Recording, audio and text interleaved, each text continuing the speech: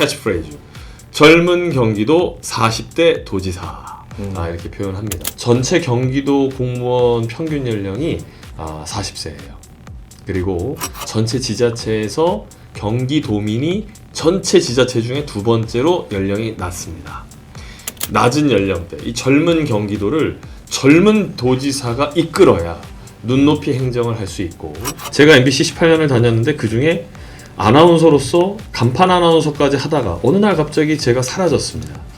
좌천됐어요. 문재인 정부 들어오면서 저를 사업부서로 내보내게 됩니다. 거기에 대해서 뭐 여러 가지 이야기들이 있을 수 있겠습니다만, 저는 그 과정 속에서 제가 오히려 성장하는 계기로 만들어내서 지금 이 자리에 와 있을 수 있었습니다. MBC 아나운서 되기 전에 이 삼성전자와 제일기획이라고 하는 대기업 출신입니다.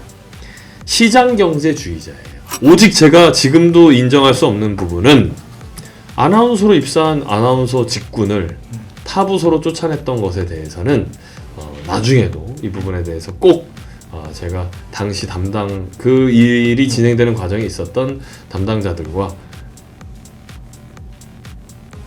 제대로 저 아나운서 합격했을 때 처음에 별명이 육회 상쾌 통쾌 삼쾌남 이런 거 많이 이 작가 PD님들이 해줬는데 지금 좀 진중했으면 좋겠다 이런 얘기들도 많이 하시지만 또 저의 이 캐릭터잖아요. 저의 건강함, 상대 후보인 이제 민주당의 추미애 후보를 상대해서 굉장히 이 부분이 또 강점이 되지 않을까 이렇게 좀 생각해 보고 있습니다. 그 추미애 후보의 캐릭터는 어떻게 분석을 하고 계신 거예요? 일단 오래 되셨잖아요. old fashioned.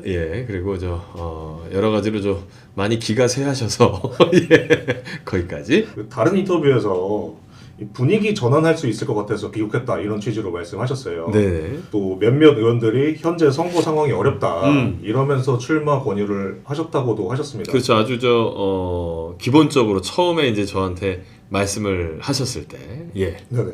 근데 이 말들을 제가 좀 꼬아서 해석을 해봤어요.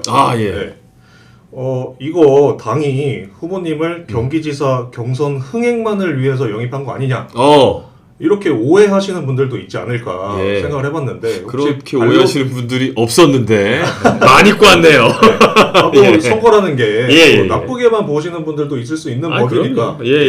저는 이 국민의 목소리, 또 언론은 기본적으로 국민의 목소리를 생각하고 기본적으로 이 정치를 하겠다고 나선 사람은 이러한 모든 의혹, 비판, 또 다양한 꼬는 질문에도 답변해야 된다고 생각합니다. 좋은 질문이고요. 그렇게 처음에 이제 저한테 제안을 하셨을 때 그렇게 말씀하셨던 거 맞고, 전체적인 우리 당의 이 상황이 어렵기 때문에 분위기 전환이 필요하다 이런 표현도 하셨습니다. 근데 그거는 이제 기본적으로 저에게 이제 대화를 시작하는 이야기였고, 너가 가지고 있는 AI 정책학에 대한 이 공부 전문성, 그리고 그동안 네가 갖고 있었던 대통령 선거 때 보여줬던 이 열정, 정치인으로서 너만한 인물이 없다. 젊은 정치인, 청년 정치인으로서 그런 인물이 없다. 그러니까 경기도지사 선거 너가 상대 후보가 추미애 후보이기 때문에 제일 좋다. 이런 얘기를 해주셨습니다. 다시 가벼운 질문으로 좀 가려고 해요. 경선 경쟁자인 이제 함진규 후보 봤을 때 시흥에서 경기도 의원 하셨고 재선 의원 하셨어요. 그리고 양양자 후보 낙선하긴 하셨지만 지난 총선에서 용인갑 출마해서 터 좀 닦아 보셨고요. 후보님은 뭐 이거 좀 올드 패션일 수 있는데 어디의 아들이라고 표현할 수 있습니까? 경기도의 아들이죠. 뭐 당연한 질문을. 그러니까 이제 좀 좁혀서 용인, 뭐 시흥 이렇게 말씀드렸잖아요. 저희 아버지가 고향이 경기도 이천이고, 또 저희 할아버지께서 경기도 이천 신둔면 면장을 하셨다고 합니다. 그래서 굳이 따지자면 이천의 아들이라고 할 수 있는데, 저희 연한이가 연한이가의 집성촌이 또 용인에 있더군요. 그래서 용인 어르신들도 제가 가서 뵙고 첫 행보를 거기서 제가 가서 인사드리면서 시작하는 행보를 했었습니다. 그래서 용인, 광주, 이천 이쪽이 이제 저의 고향이자 아들이다 이렇게 표현할 수 있겠죠. 거주도 하셨나요? 아시다시피 저희 나이 때는 출생하면 서울로 오지 않습니까? 예, 초중고 당연히 서울에서 나왔고 대학도 서울에서 나왔습니다. 거칠 것 없어요. 저 다 말씀드릴게요. 뭐가 궁금하신지. 예. 그래서 경기도의 아들이자 경기도의 아들이 경기도로 돌아왔다. 이렇게 제가 말씀드립니다. 거의 가장 젊은 이제 예비 후보로 이제 평가받고 계신데 네네. 젊음을 또 강조하고 계세요. 예. 젊음이 주는 이 신선함과 뭐 원동력, 강력함 뭐 이런 게 있을 것 같은데 조금 더 풀어서 이 강점을 좀 설명해 주시면. 뭐 저희 캠프에서도 그렇고 또 제가 이 미국에서 귀국하기 전에 이 딱 정리한 캐치프레이즈 젊은 경기도 40대 도지사 이렇게 표현합니다. 전체 경기도 공무원 평균 연령이 40세예요. 그리고 전체 지자체에서 경기도민이 전체 지자체 중에 두 번째로 연령이 낮습니다. 낮은 연령대, 이 젊은 경기도를 젊은 도지사가 이끌어야 눈높이 행정을 할 수 있고 사실 경기도는 그야말로 대한민국의 심장 역할을 하고 향후 전체 글로벌하게 가장 중요한 위치를 차지하게 될 것이다. 저는 이렇게 바라보기 있기 때문에 도지사가 젊은 에너지, 또 젊은 행정, 젊은 마인드, 미래를 지향하는 인물이어야 할 것이다. 저만한 인물이 없다. 이렇게 정리할 수 있을 것 같아요. 확실한 것 같습니다. 네. 말씀을 들어보고. 감사합니다. 젊음도 중요한데 뭐 이른바 콘크리트 지지층이라고 하죠. 이런 분들은 후보님이 보수 정치인으로서 얼마나 그 신념이 확고하냐 그렇죠. 이런 것도 좀 보실 것 같아요. 왜 다른 당이 아닌 국민의힘으로 들어와서 정치를 시작했느냐 이 계기를 좀 들어보면은 엿볼 수 있을 것 같은데 좋습니다. 말씀 좀 들어볼 수 있을까요? 네, 질문이 굉장히 좋은 질문이에요. 이런 질문에 답할 때 제일 행복합니다.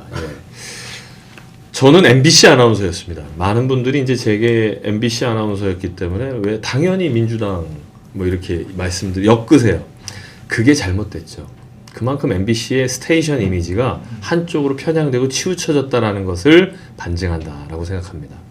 그간 얼마나 MBC라고 하는 방송국이 민주 진보 진영의 이 나팔수 역할을 했으면 모든 분들이 그렇게 이해하고 있겠습니까? 저는 이 부분에 대한 문제제기부터 해야 되고요. 두 번째, 제가 MBC 18년을 다녔는데 그중에 아나운서로서 간판 아나운서까지 하다가 어느 날 갑자기 제가 사라졌습니다. 좌천됐어요. 문재인 정부 들어오면서 저를 사업부서로 내보내게 됩니다.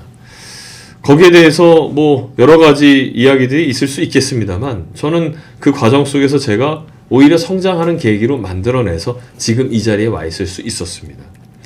마지막으로 저의 보수적 가치에 대해서 말씀을 드리자면 어릴 때부터 저는 웅변을 했어요. 초등학교 2학년 때 웅변을 시작해서 3학년 때 반공 웅변대, 그 당시에는 이제 반공 웅변대에서 나는 공산당이 싫어요. 이승복 열사에 대한 웅변대 우승을 하면서 철저하게 이제 뿌리 깊게 그 보수 사상을 이 가슴에 안고 커 나가게 됩니다. 중학교 2학년 때 제가 한국자유총연맹이 주최하는 전국 대통령배 웅변대 대상도 받았고요. 한국자유총연맹은 기본적으로 저희 보수의 가치를 굉장히 중요시하는 단체입니다. 그런 가운데 텔레비전에 내가 나왔으면 정말 좋겠네. 그것 때문에 아나운서의 꿈을 갖고 살았어요. 그 당시에 아나운서 지망생들에게는 MBC 아나운서가 가장 탑이었기 때문에 당연히 MBC 아나운서가 된 거고, MBC가 민주당 이 진보 좌파 진영의 나팔수라는 걸 제가 그 당시에 알았겠습니까? 들어와서 알게 됐죠. 그렇게 지난 시간들이 흘렀고, 저는 기본적으로 MBC 아나운서 되기 전에 이 삼성전자와 제일기획이라고 하는 대기업 출신입니다. 시장경제주의자예요. 그리고 제가 아시다시피 영국에서 런던에서 석사를 했고 미국에서 박사과정 중에 들어왔는데 저는 동맹의 가치, 특히 한미동맹의 가치를 굉장히 중요하게 생각합니다. 시장경제와 한미동맹의 가치를 중요하게 생각하는 뿌리 깊은 보수 사상을 가진 보수 우파의 정치인 이성배입니다.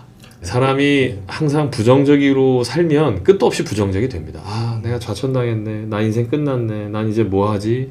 하루 종일 앉아서 신문만 보는 그런 삶을 살다가는 제가 젊은데 굉장히 모욕적이고 힘들었던 일들이 많았지만 그 일들을 다 저는 이럴 수 있다. 어제까지 나랑 웃으면서 점심 먹던 동료가 나한테 손가락질하면서 일어나서 모욕적인 발언을 해도 그의 입장에선 그럴 수 있다. 라고까지 몇 년이 걸렸어요. 그 분노를 치유하는데 오래 걸렸지만 남의 탓을 하기보단 전 기본적으로 제 탓을 먼저 했습니다. 내가 얼마나 인간관계를 잘못했으면 저들이 나에게 이렇게까지 하는가. 그에 대한 반성부터 시작을 했던 건 맞습니다.